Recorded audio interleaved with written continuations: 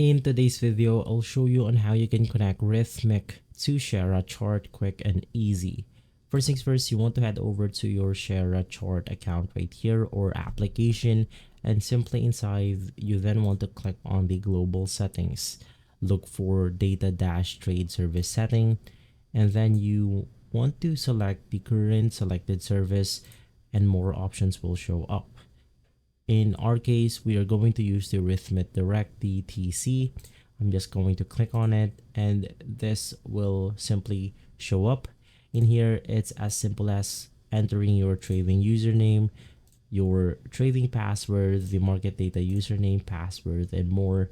You can just go ahead and fill out the list that we have on the Shara chart. Basically, after filling everything out, click on the apply all button, and from there you are good to go. If this video has been helpful, leave a like, subscribe, and follow guys or everything for more videos like this. Thanks for watching.